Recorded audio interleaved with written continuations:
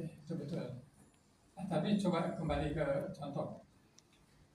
Ada pas kayak kalau lagi tugas, dia ajak kau. Ya. Jadi di dalam mobil itu ada ayah kau ini, ada orang-orang yang dia biasa angkut dan ada kau. Apa yang membedakan kau dengan orang-orang yang jadi penumpang? Masuk anggota keluarga. Kalau saya anggota keluarganya, kalau orang lain yang pengikut.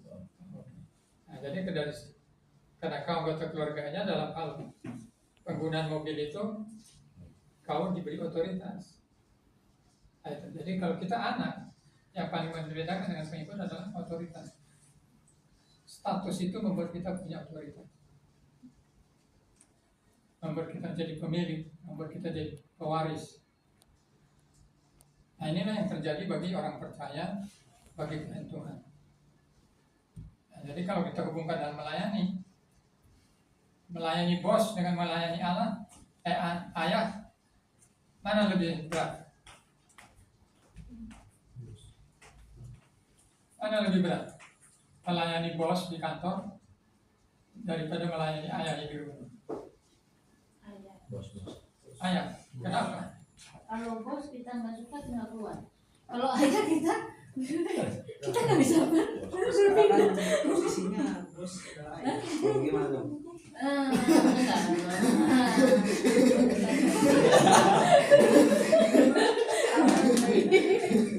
Ya, seharusnya melayani ayah itu lebih menyenangkan daripada melayani bos. Ada kegembiraan, ada sukacita. Karena itu yang kita layani adalah ayah kita. Kalau bos kan hitungannya bisnis. Nah, tapi dalam praktek sering sekali terbalik. Kita lebih hormat sama bos yang ngasih uang daripada ayah yang membesarkan kita. Tapi itu kan menyedihkan. Nah, bayangkan kalau itu terjadi di gereja. Pelayan gereja lebih hormat. Mahasiswa itu, aku merasakannya kita di asrama di depan kampus itu sendiri, karena tidak selalu, maksudnya dalam artian pertolongan Tuhan itu nyata, dalam pertolongan Tuhan itu nyata, bukan berarti kayak kita selalu dikasih kayak uang berkelimpahan enggak. Kadang dikasih kesabaran yang lebih dalam menghadapi teman-teman asrama itu termasuk juga apa ya, kadang kalau dulu saya orangnya tuh tipikalnya sumbu pendek.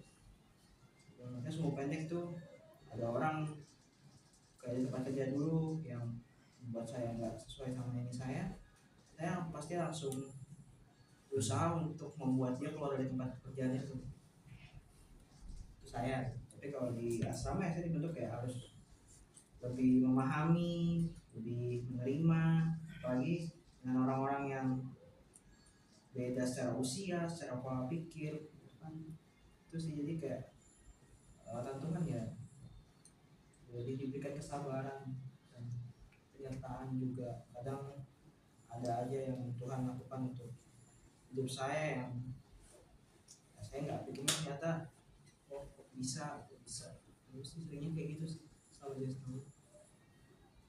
bertemu dengan banyak orang-orang baik juga. Terima kasih. Ya, jadi pasti orang yang di dalam Kristus mengalami perubahan. Ada yang pelan, ada yang drastis. Tidak semua orang proses perubahannya bersama. Oke, kita lanjut.